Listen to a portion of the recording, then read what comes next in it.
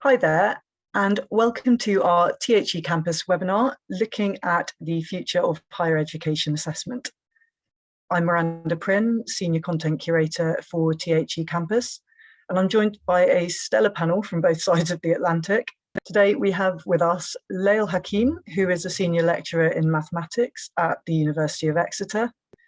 Monica Contrino is a professor and academic coordinator for the Business School of Digital Education at Monterey Institute of Technology. Kimberly Wilder-Davis is an academic and digital development advisor for the University of Glasgow. And Catherine Welberg is provost and vice president for academic affairs at Athens State University. Now, each of our panelists today have also contributed their advice and expertise on assessment in the form of resources on THE Campus, and all are from Campus Plus institutions, which, to briefly explain, the Campus Plus partnership is a partnership through which our editorial team, so that's myself and colleagues, we work closely with these institutions and their faculty and staff to produce a wealth of insight and advice content, which showcases their talent and shares best practice across the global higher education sector. You can find out more about this via the campus website, and that's timeshighereducation.com/campus. Now, onto the topic itself, assessment, and how institutions can create evaluations that are fair, robust, and credible. Most in higher education would agree assessment is a thorny topic, one about which passions run high, and this is largely because it is fraught with challenges. Whether assessments carried out in person or online, assessments are often accused of being too narrow in focus, too formulaic, too easy to cheat in, of not being fair or disproportionately advantaging certain students, or indeed just simply failing to give an accurate picture of how students are doing and whether they're achieving the desired learning outcomes. And what also became clear from our introductory chats about this topic is the extent to which assessment means different things to different people in higher education and serves different purposes. So there's the evaluation of students' progress, traditionally associated with grades and credentials, but there's also assessment of learning in order to evaluate and refine teaching and course design itself. So we have a lot to cover over the next hour, and I'm going to hand over now to each of our panelists, who in turn will offer their insight on a specific area of assessment, followed by a short Q&A. So if you have any questions throughout, please share them in the chat and we will try and get to them. And we should also have about 20 minutes at the end for a general discussion around assessment and questions. So, Layal, let's start with you. Thank you very much, Miranda, for that warm welcome. And thank you all for coming to this webinar. So my name is Layal Hakim. I'm a senior lecturer in the Department of Mathematics at the University of Exeter. And I find this topic, the future of higher education assessments, really interesting. And one major change that I'm going to focus on revolves around the wider use and deeper use of digital assessments. Many, if not all, universities have used online assessments, particularly during the pandemic, where they've had to use online assessments.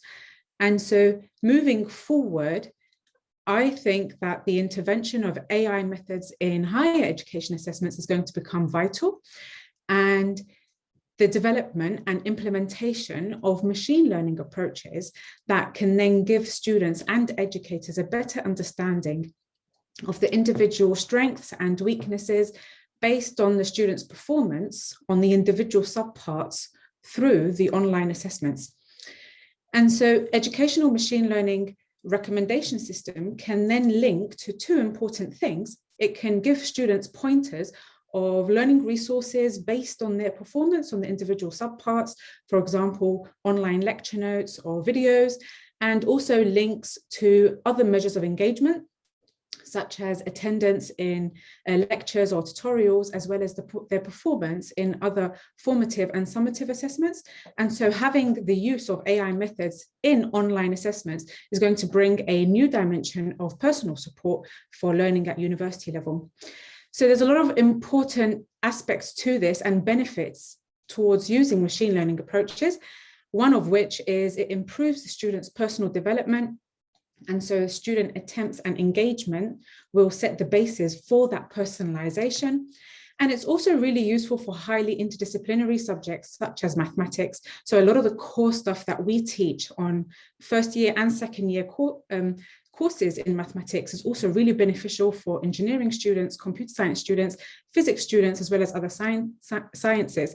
And so having an online bank of questions and relevant links to resources and other measures of engagement can also be helpful for students across many disciplines. There's also an urgent need for institutions globally to adopt ways of personalizing student learning and support in an online world, and using online assessments is a great way to do that. It also gives students that customized feedback, which is really necessary during their learning journey. So making use of such an online recommendation system fosters the development of social, intercultural competencies, creative thinking, and also digital media literacy. So having that immediate customized pointers and feedback following from their performance in their online assessments is really important and impacts their learning communities. So there's a lot of kind of impactful and expansions that this can look like. However, deep learning methods in higher education assessments can also support open and innovative education, especially in the digital era, and can also be used to identify gaps in knowledge and learning methods, and will also act as a catalyst for us educators to understand better how we can support students and how we can design and deliver our undergraduate programs.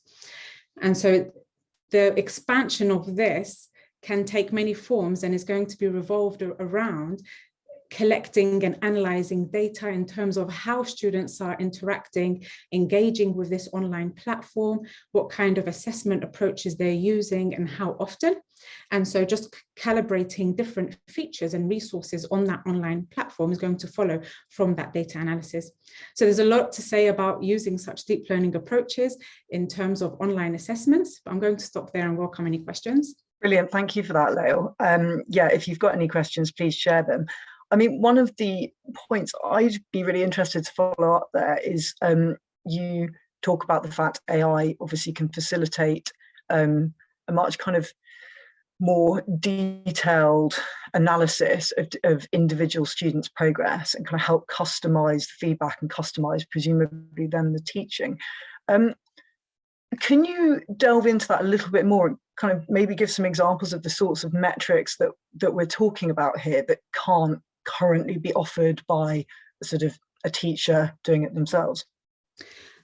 So that's a really good question. A lot of what we're doing at the moment, especially when it comes to huge cohorts, is marking, whether it's homework or summative exams, marking, say, hundreds and hundreds.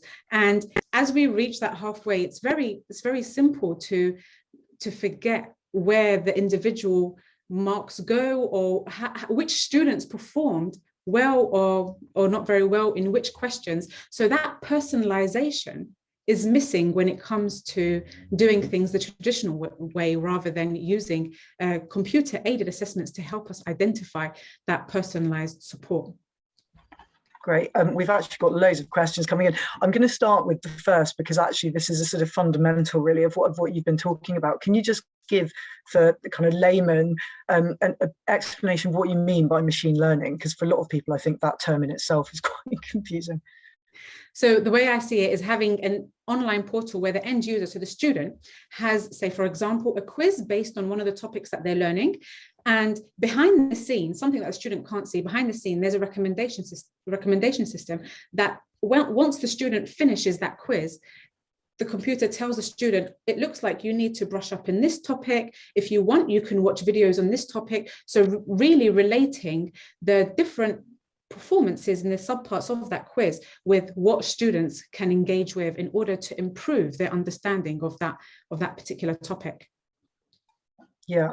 I mean, another question that's come up is would you sort of propose this as a summative or a formative tool? Maybe both. I don't know. What do you have any thoughts on that? To begin with, I see institutions using it as a formative approach, just so that we can kind of, I mean, such a system is definitely going to have some kind of teething problems. And so before it can be used as a summative, for summative assessments, maybe just spend the beginning of its journey as a formative instructional platform rather than making it really count. But when it comes to, for example, small weighting like 10% or 20% assessments, I think we can really start utilizing the use of machine learning in assessments for summative exams. Yeah, and I mean, where obviously, you know, one of the advantages of machine learning AI that you touched on and that is talked about a lot, one of the advantages is its ability to link in with these other measures of engagement. So aside from, you know, moving beyond the immediate assignment or test being looked at, would you say that good systems for that exist yet? Or is this kind of the aspiration that these will be imminently developed and built? So that's a really good question. This is already actually being deployed in some universities in China and India. It's not really being developed that much in Western countries. I think especially individually on an institutional level, a lot of stuff is still being done, so to speak, by hand. And I think it's just a matter of actually getting to grips with how this online system is going to work. And then we're going to start using it, and it's going to start being vital to how we do things at higher education level. Yeah, and with you know, using AI and machine learning, obviously these are still built by humans. One of the concerns around a lot of sort of AI and machine learning is almost the inbuilt biases that can come into it. But indeed, you know, while it is offering a greater ability to analyze more data, is there not sort of the same concern about looking at narrow metrics? How do you think that can be worked around? That's a really important point, which is, I think in the beginning, it's just really identifying what kind of metrics is going to be useful and what we're going to do with the data that we're getting from this online platform. And I think in the beginning, we might make some assumptions, wrong assumptions on what works for us and for the students, when actually after it might take a few years, maybe several years to really get it right and to get it working the way we expect it to as well.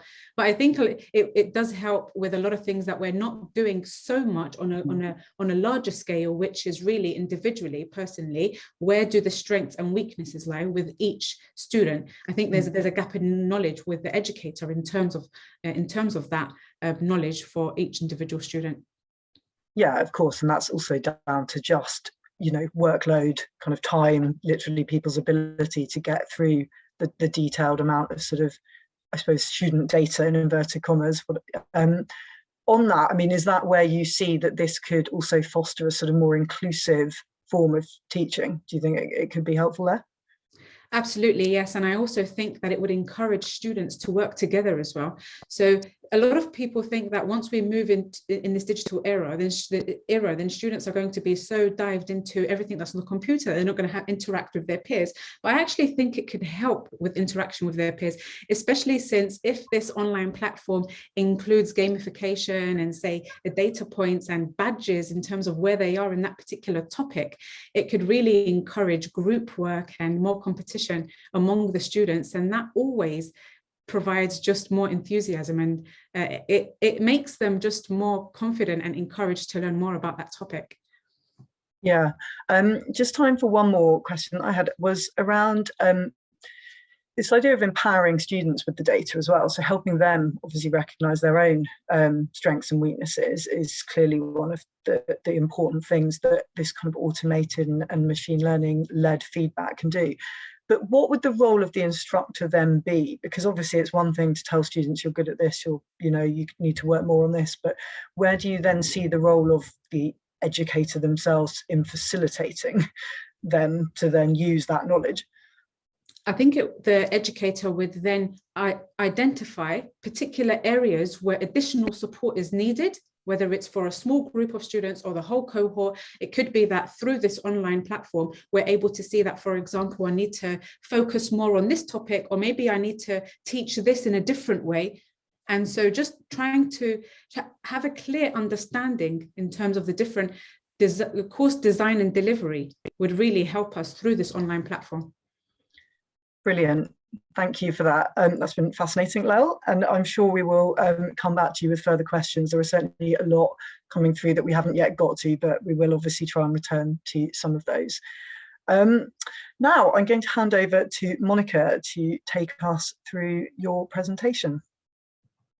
Yes, thank you so much. I have a few slides here. Okay, so thank you so much for joining us. My name is Monica Condrino, and I'm a professor and academic coordinator for digital education here at Tech of Monterrey.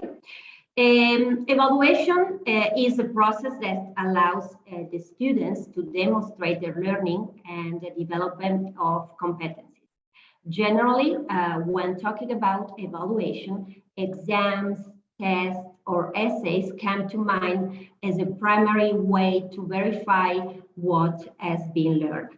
Although exams have historically been an effective evaluation instrument, the characteristic of the current environment demands the adoption of new strategies to evaluate. With the pandemic revolutionizing the educational system, we all knew, we have had to adapt our courses and classes to the new reality. However, even amid this revolution, assessment methods have often remained mired into the traditional system. Professors have introduced some digital components, of course, like exams or essays in digital platforms, but today this is not enough. And for us as Tech of Monterrey, this topic is very important as we have recently developed a new educational model called Tech 21 that evaluates competencies students have to develop by solving challenges associated with actual problems and demonstrate their knowledge through different learning evidence. In this model, the core learning units are the challenges and not the curriculum courses. We call it challenge-based learning. A challenge is pretty much a hands-on experience to expose students to a challenging situation in the environment to achieve specific learning outcomes. The challenges contribute to develop disciplinary competencies that are specific to a certain discipline and transversal competencies of what we call competencies for life. We want to prepare our students for life and not only for a career. We also wanted to make sure that they will be able to transfer their learning, because even if a student do very well in tests or in exams, they cannot transfer what they've learned in real world. Evaluating by competencies requires close cooperation between students and teachers from different faculties and study programs. This means we formulate the role of the university professor from lecture to a more active role, which requires a professor to change habits and team up with colleagues from other disciplines. For the Tecnológico de Monterrey, evaluation is a process that should allow assessing the progress of students through solid pedagogical methodologies and practices. It's not a process that is carried out exclusively at the end of the semester. For us, the evaluation has three different components: a diagnostic component, a formative component, and of course, a summative component. A diagnostic assessment helps professors to learn the level of students' previous knowledge, and we can customize our courses and make it more challenging for our students from the beginning of the course. But please do not start with an exam or a test. A new semester is already stressful. So I recommend using free or low cost gaming app to create a more enjoyable experience. Of course, for example, in my class, I use a Jeopardy style team game. So this helps my students to get to know each other and work as a team. A formative assessment, the second component, seeks to evaluate the process and not only the products resulting from the activities. I advise you to use your creativity. For instance, you can use, for example, audio-visual presentation, such as videos, virtual galleries, interactive infographics, podcasts, comics, or even TikTok videos. You can also use social networks and role playing. And of course, my favorite, this is my favorite, the wow factor activities, such as escape rooms, 360-degree videos, or augmented reality or virtual reality. You should keep your students active and motivating. You should take advantage of the technologies your students use daily to create stimulating and challenges activities. And moreover, remember that technologies, as my colleague said, can help you by automating feedback from activities that could consume considerable time. Here I have some example of this kind of activity. This is actually one of our professors here. And I also have a brief video. Not working. What we can do, Monica, is share that afterwards. Yeah. I can definitely share that with. Thank you so much. So people can refer back. I'm so sorry for this. No problem at all. But this is a brief video. It's a role play exercise, and it's a negotiation for a restaurant. And we also use the metaverse. Here we have some picture, okay, of our metaverse. And of course, at the end, we also have the summative assessment, and it's the best known evaluation. It's carried out at the end of the teaching learning process. And also in this case, technology can be an ally, and you should challenge your students to solve a real problem.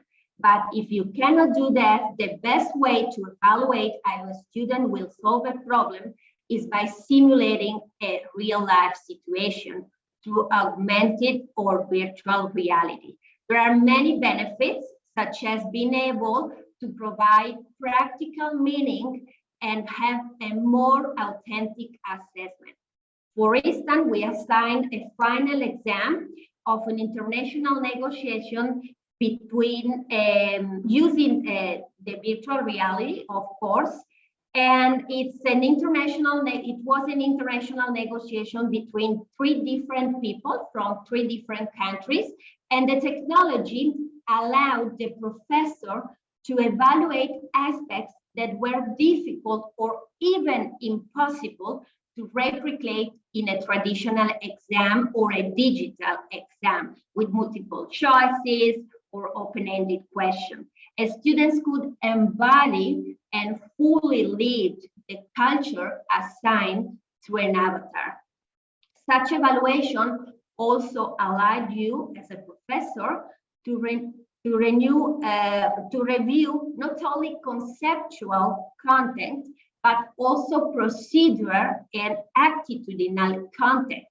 And of course, as a bonus, total immersion can often reduce the stress levels associated with a traditional exam and improve academic students' performance.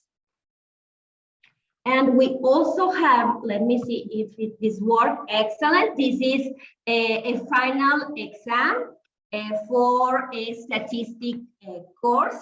The students were bank employee and had to apply statistics for the most appropriate decision made in order to grant credit or grant credit in general, okay, or not.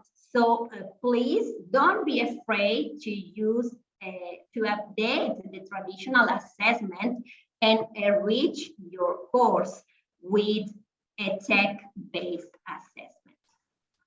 I think it's almost finished, the video. So thank you so much.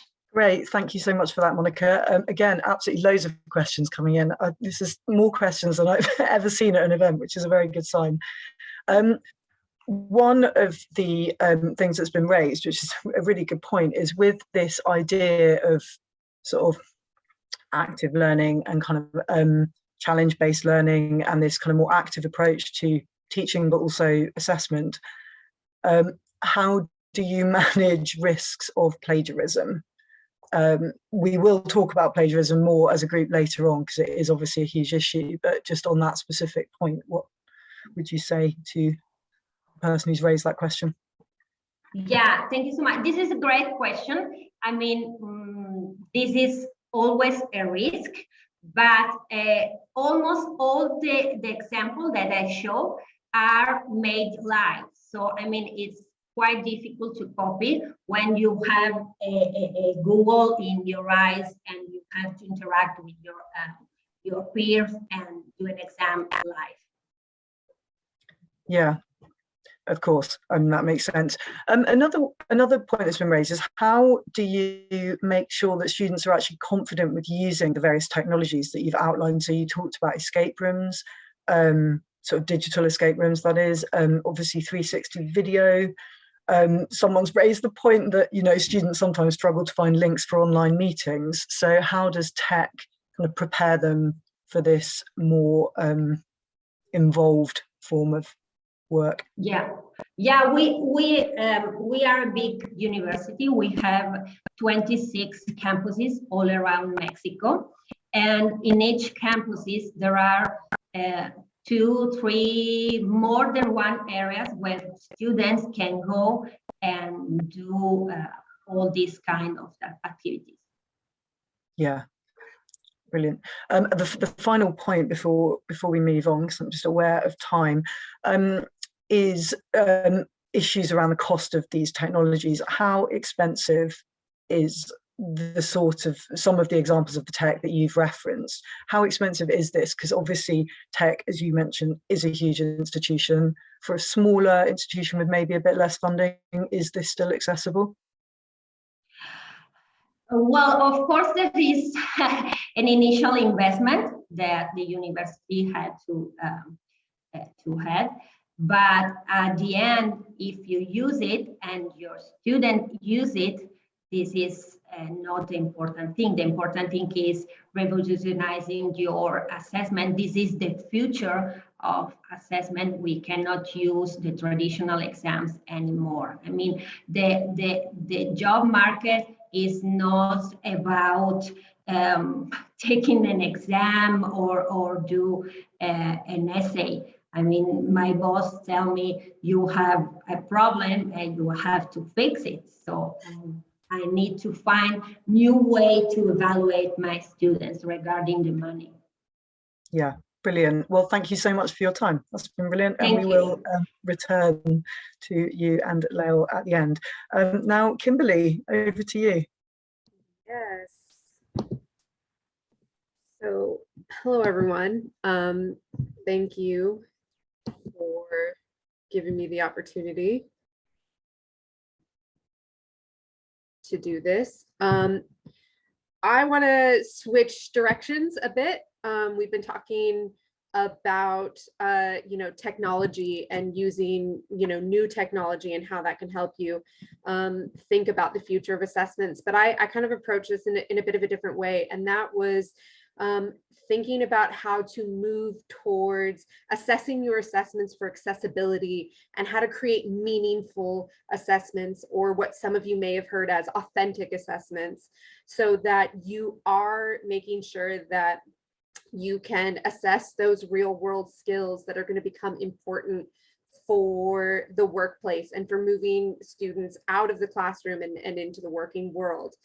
So I've got a series of questions for you to think about, and these slides will definitely be shared with you after, so you will have access to these questions. But really what I want you to start thinking about is how you design your assessments to be a demonstration of knowledge. So we need to stop thinking about assessments in terms of this is how the student passes. I noticed a comment in the chat earlier that students don't always look at feedback because they're just concerned about the grade.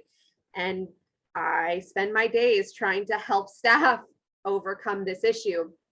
And so part of this is us rethinking and reconceptualizing the way that we define assessment and the way we talk about it with our students. So if we think of it as a demonstration of knowledge, then we can start to think about what is that going to look like? What are we going to do? What can we create for our students so that they can then show us how brilliant they are at the end of our semester or at assessment time, if you're doing continuous assessment. And some of this is around thinking about how they are going to prove to you that they've understood these concepts, how they can prove to themselves that they've understood these concepts, what these skills will look like in a real world context, and what you can do in your, in your design to help that. I will note too, that some of you are working with outside governing bodies and accrediting bodies, and you're very limited in what you can do in terms of types of assessments or ways in which you can assess. But what you then can start to think about is how you ask the questions in these exams, or how you link the skills and how you are explicit about what they are doing and why and how it's going to help them in the future. The other thing to think about in terms of accessibility is you can design it into your assessments from the ground up. So thinking about things like, what is it that is going to potentially keep our students from being able to engage in these, in our assessment tasks and in this learning and with the learning. And this comes from a inclusive constructive alignment model by Dr. Errol Rivera out of University of Cardiff.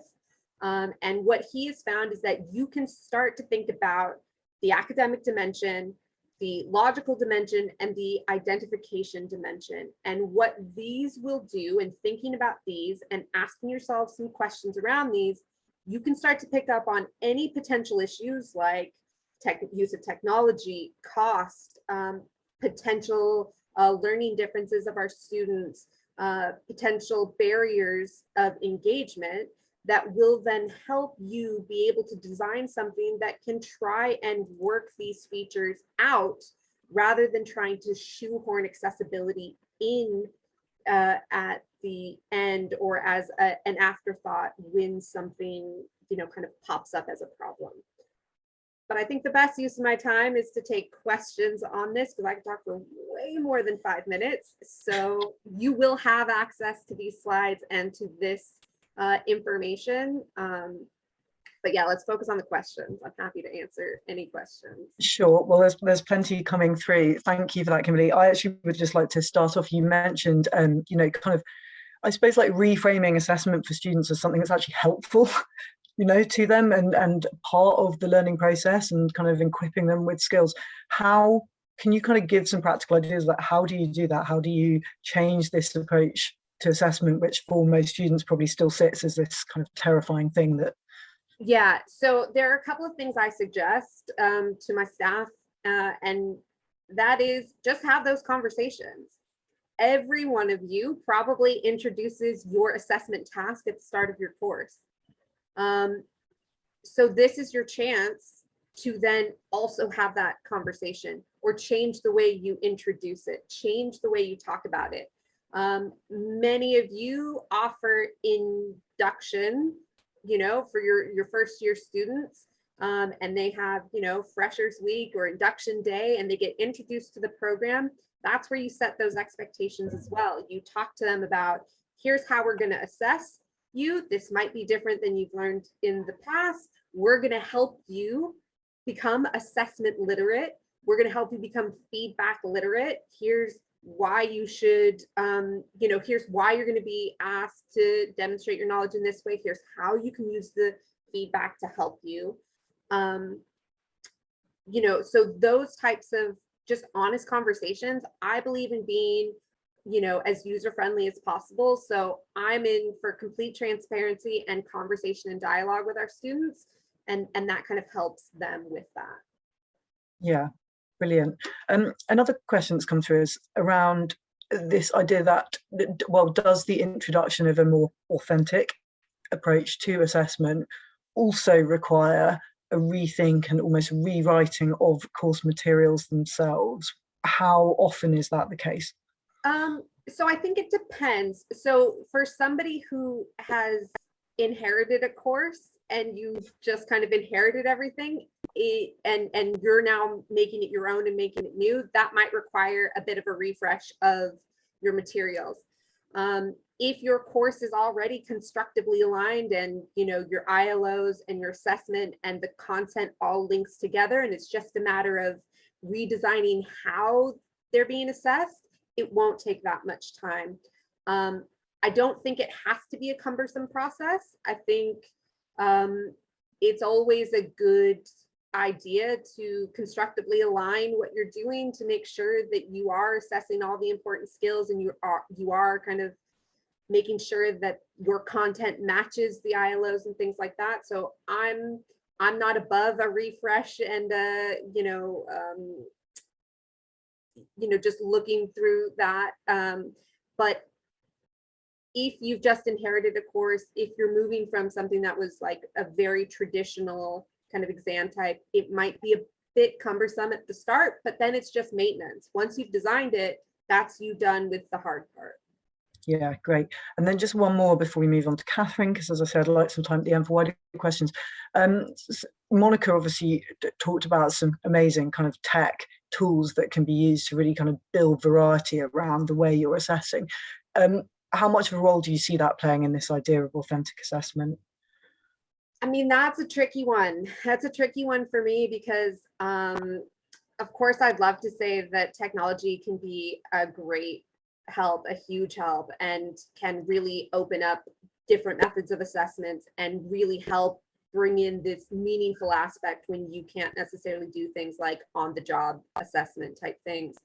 The problem that I face is people way above my pay grade often ask me about the cost of things. So I think justifying the cost, justifying how you set up and train people and get people to use new things when it's sometimes hard enough just to get them to change from an exam to a different method of assessment that doesn't even have anything to do with technology. So there are some potential barriers. I think as things evolve and as things have evolved through the pandemic, especially where we've seen how much technology can help us keep things going, I think that conversation will be a bit easier. But for now, I'm just trying to get baby steps. I'm just trying to get people to change assessment methods, and then we'll get them onto technology. Yeah, of course, the methodology first. Great, thank you so much, Kimberly. And Catherine, on to you. Wonderful. Well, thank you all so much. Good morning, good afternoon. And I'm Catherine Welberg. I'm at Athens State University in Alabama in the US. And one of the things that I would like to do is kind of take us back a little bit. I know we're talking about the future of assessment, but take us back to some of the way we sometimes think about the process of assessment in the US, which is looking at it from a programmatic perspective rather than an assessment of the student in the course. What we do often is to look at the aggregate of that, so that we can say, is this course doing what we want it to do? Is this program doing what we want it to do? Is it meeting the program goals or the course goals? And so in that sense, assessment is the systematic collection, review, and use of information about educational programs taken for the purpose of improving learning and development, so that the focus is on learning, and has been, this quote, as you can see, is from 1999. Linda Susky has said that assessment is part of a process that identifies what we want students to learn and provides them with good opportunities to learn those things, and then assesses whether they have learned those things. And that can certainly happen at the course level with the student, but also looking across students in a course or in a program to find out, have they really learned what we want them to learn? And I think going back to what Lael said at the beginning with some of the AI work that can be done, where we can look at the aggregate results of that and determine as a whole, where are we where are we doing a great job in getting students to where we want them to be, and where are we not? And that is part of that assessment process. Randy Swing's definition that assessment is change management has always been one of my favorite ones with that, because it really helps us to think about assessment as part of the change process. And that's one of the things that we're all involved in. And as we look at the future of assessment, it's not about status quo. It's about looking at what needs to happen and what needs to be adjusted, and how can we work to make those adjustments and to make them in meaningful ways. And to build on something Kimberly said, yes, cost goes into that, and we need to make sure that that changes that we're making reflect in what students are learning. And Monica reflected this as well when she said that maybe cost is not as important if what we're doing is really providing better and more learning. And I think that those become really, really important points. Brown and Knight said assessment is at the heart of the student experience, and good assessment leads to collective reflection and action. And I think that action is the key to what the future of assessment is going to be, is that we really want to see us using the results of what we're seeing from student learning so that we can make those differences. And then as part of that action, if we want to change student learning, then change the method of assessment. And again, Kimberly kind of looked at this a little bit when, if we change the method of assessment from an exam to something that might be more authentic, then students change the way they learn. We know we study differently if it's an essay test versus a multiple choice test. Well, then we can really affect how students are approaching learning and how what they are learning by looking at how we are assessing that learning. And I think that is a key piece to really think about the future of assessment and how we look at that. One of my all-time favorite quotes was from Ted Marchesi, where he said, "Assessment per se guarantees nothing by way of improvement, no more than a thermometer cures a fever." And I think that is so important, because sometimes we think, oh, assessment will fix everything. No, assessment fixes nothing. It's the action that we take on what we learn from the assessment process that can create a change. And that is the important piece of that. And I always kind of, as I'm a mom, and my daughter, she's now just recently graduated from college. But when she was a baby and she would have a fever, I would take her temperature, and I would take her temperature, and I wouldn't just take her temperature and go, oh, it's 104 degrees Fahrenheit. That's a high temperature. I wouldn't just go, that's interesting. I would do something about it, and then I would take it again, and I would do something about it until her temperature was in a normal range. And I think that's what we have to do with assessment. If we're gathering data on what our students are learning, we have to do something with it. And that is key to that action piece. So the future of assessment is about learning. We have to be able to set aspirational goals and outcomes collegially with each other across disciplines, across our campuses, across our institutions, and across the world. So that when we say this is what students should learn, let's really talk about that, not in competition, but in ways that are collegial. We've got to remember that assessment is a process. We teach a course, we learn from that. We learn what our students have learned. We learn where students had difficulties, and we make updates, we make changes. And then we look to see, did they learn differently? Did they learn better the next time? And that is part of this cycle of assessment.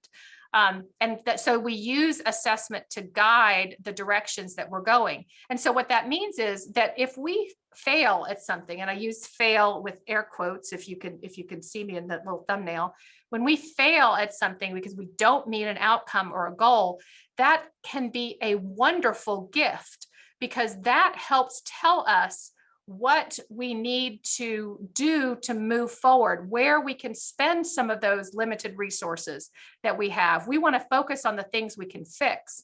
We want to make things better. So let's set these aspirational goals and outcomes, and then find where we're not meeting them so that we can continue to make a difference.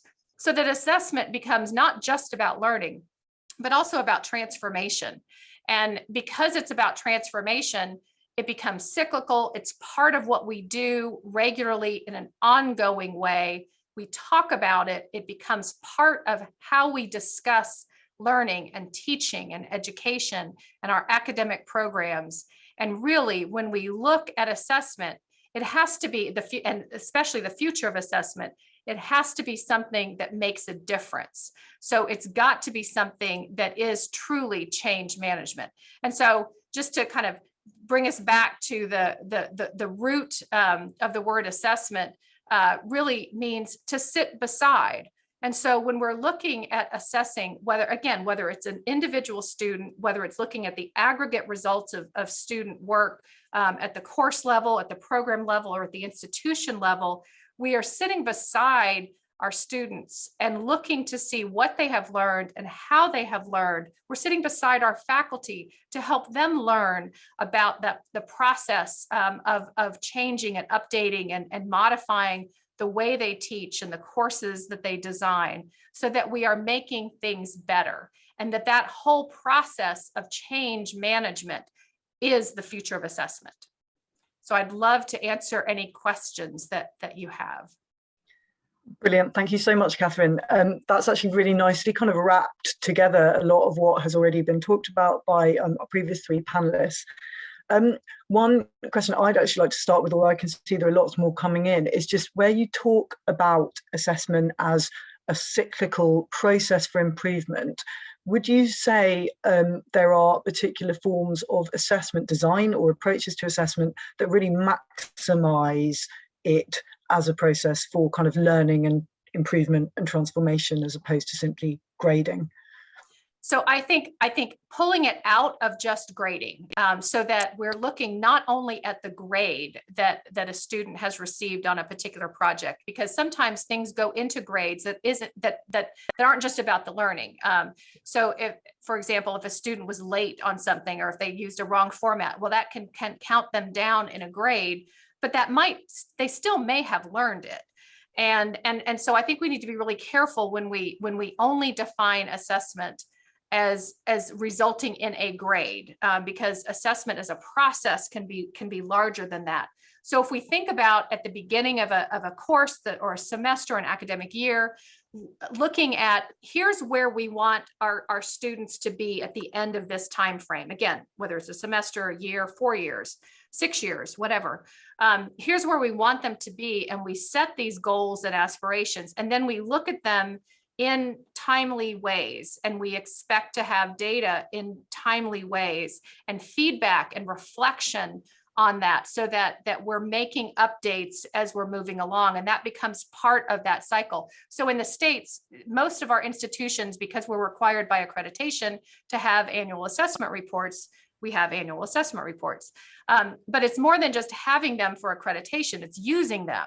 And so when we get annual assessment reports in, what I want my faculty and my programs to do is to not just say, oh, look, I met all my outcomes, but what did you learn from it? How are you going to change from it? And so that is done every year.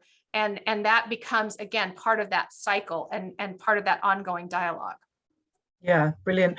And is there ever a danger, obviously, like any industry or sector, academics, teachers, faculty, they, are bound to vary as individuals. Is there ever a danger that instructors may be slightly unwilling, perhaps, to apply a sort of critical lens to their own teaching and almost sort of focus the blame maybe for poorer results on the students? And if so, how can institutions manage that?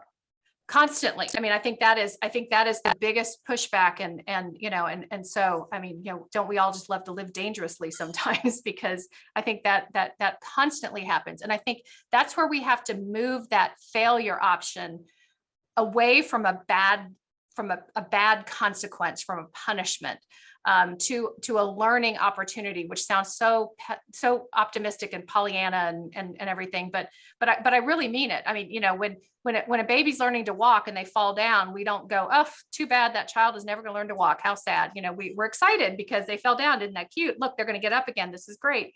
And I think that's how learning happens. And I think that assessment is a learning process. So for a faculty member to look critically at their courses and go, okay, this didn't work very well. This didn't work as well as I wanted it to. And here's what I'm going to do to fix that or to change that. I'm going to try this. And then we reward that. We don't punish what happened that went wrong. We reward this is what I'm going to try differently. Then we can start changing how that dialogue around change works. And if we could tie that to budget, then now I'm going to put my administrator hat on. So if I have academic programs that have assessment results and they say, oh, we're meeting all of our outcomes, we're so good. And I say, well, then you don't need any more money because you're obviously doing just fine. I want to put resources into a place where they're going to make a difference. So I want aspirational goals, and I want to find where people aren't meeting those goals and then a plan for how they will to see that improvement and that enhancement. And they can work to change that away from, I don't want to look bad in front of my peers and my colleagues. Yeah, brilliant. Thank you for that. Now I'm keen to kind of open some questions to all four of you. One that has come up in the chat a few minutes ago was actually the idea of that assessment has to be summative for students to engage with it. And I know that we've had quite a lot of advice even on how to kind of manage that and sort of incentivize students, even if it's not necessarily going to apply to their grades. Do you think that is actually a valid concern? And if so, how do you manage it? Lael, do you want to perhaps start off with this because as our first panelist? I think formative assessments and how students engage with it is really important during their learning journey. And actually research does show that when students value learning and that journey rather than on what marks they're going to get in an exam, in a summative exam, then they actually slow down with their revision and they really engage with their slow thinking regardless of what that topic is. And so I feel like as educators, when we do set exams, whether it's summative or formative, we really take that into account so that the design of our questions is really enabling students rather than disabling them in terms of what we expect them to demonstrate in the summative assessments. But during that learning journey, formative assessments is really important for both us in terms of identifying where the gaps lie and where the strengths lie, and also for students in terms of where they can improve on. Yeah, great. I mean, there seems to be a sort of theme that has run through everything that's been said by all four of you around this idea of changing the kind of attitude to assessment and the approach and turning it into something productive and constructive. Does anyone have anything to add to that before we move on? Because there are so many questions coming in. I was just going to say that formative assessment is literally where I spend 90% of my time. So I would not have the career I have if I didn't think it was possible to move people away from that mindset. The problem is that it's a bigger cultural shift. So it's not just something that we say, okay, it's just in the design of our assessments. It's in the way we have these conversations with our students that we're not having at present. I think that is something that Catherine said that I think is really important, is that idea of failure isn't actually the end, and that there's just as much learning that can happen from that failure. But that's where the formative assessment becomes important, because it's their chance to fail without it impacting their grade. Because at the end of the day, we can't totally change that mark is going to be important, because they need it to pass, they need it to progress. But but it needs to be a shift in the way we discuss it and the way we discuss assessments and the way we discuss the purpose of doing something that's unmarked before you're doing something that is formally marked. But I do think that it can, we can shift away from it. We just need to start having these conversations at a, you know, institutional level as well as just within our classrooms. Yeah, or arguably even earlier, some might say. You've kind of neatly brought us onto the subject of grading, and I don't think we can talk about assessment without, I would like to ask about all of your attitudes ideally to ungrading, because there seems to be a movement that is just gaining traction. We've had some really interesting pieces written on it. There are very varied views, and obviously, as you mentioned, Kimberly, for students, of course, many of them may see it as very important because it will help them, you know, progress to whatever it is they wish to achieve next. Catherine, let's start with you. How do you approach this idea of ungrading? Do you think it can work? Is it a good idea? Well, so there is a university in the States that does not, well, there's a couple actually that do not give any grades. It is all narrative. And Alverno College in Milwaukee, Wisconsin. And so they are based on competencies. And so that changes how students think about their learning. And so I've been on the Alverno campus, and when I talk to a student just randomly and say, what are you learning? They will say, oh, I'm focusing on oral communication and I'm doing, you know, in this, and they'll talk about what they are learning. When I go to almost any other campus and say, what are you learning? They will list their courses that they're taking. And so it really, I think when we shift the focus away from grading, whether that's in fully, you know, ungrading and not giving those grades, but focusing on the learning, or in just de-emphasizing some of that grading by making them maybe not as high of a weight. I think it does change the way students look at what they need. I think that also, because plagiarism was in the comments earlier, I think that if we can make the grade be less of a focus, we're going to take away the sum of the plagiarism that we see students doing in order to get a grade, because our focus has in higher ed has moved away from learning and to completion and grading. And a comment was made also about funding coming from, you know, completion and some of those metrics. And I think that is the result of our higher ed's focus on summative assessments and grading for so very long. Yeah, of course. Monica, would you have anything to add on this sort of idea of ungrading, particularly based on the fact that, as you've mentioned, tech takes this kind of challenge-based learning approach? Yes, I agree with my colleague, Catherine. A grade doesn't always reflect the what the students really know or the competencies they have acquired. For this reason, we have, two types of evaluation. We have a grade number. We have to do that. But we also measure if the students acquire the competencies that the real world required. And for us, the formative assessment is fundamental. Students must fail and recover. This is life. In life, there is failure and you have to recover. So for us, this is super important. Yeah, thank you. Catherine, you touched on misconduct, another big issue, one that kind of got even more attention when a lot of the assessments moved online during the pandemic. Kimberly, misconduct, do you think this is something that it can be designed out of assessment, or do you think, yeah, it's a deeper attitudinal sort of change? How can it be dealt with? No, I think it can be designed out.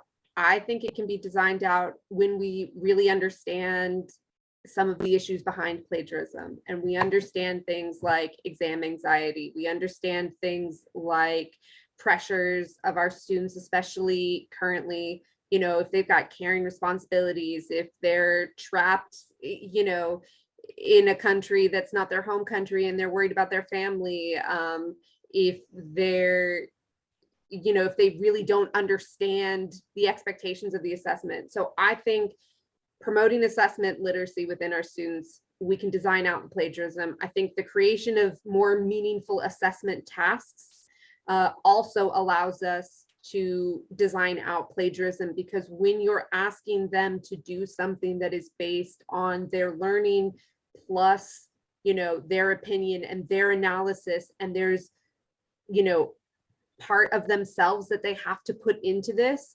then there, you know, there is hopefully less of a chance that they're going to, you know, go to writemyessay.com and, you know, get an answer. I think it's also a matter of thinking in terms of how we design our assessments with what do we allow? So do we allow them to cite sources if they are using that on a test? Do we allow them to see how evidence-based practice and research is part of that learning process as well, and is going to be part of the working world? And have we made the, you know, made it important where you have to have this memorized? So there are some instances you need to have that information readily available. This test requires that, so you can't use your books. In this over here, you can. So I think it's, yeah, sorry, I could talk about it all day. No, don't. I'm sadly, we've got to wrap up because it's 5:01. But yeah, it is a subject that probably we could do an entire webinar on, misconduct in itself. I wish we could keep talking for longer because there's many things that we haven't covered. But I'd like to thank you all for sharing some really, really useful insights with us today. I think anyone watching will have lots to take away. And anyone wishing to find out more and access this to watch again or access any of the slides that have been shared, please do head to timeshighereducation.com/campus. Thanks a lot. Bye.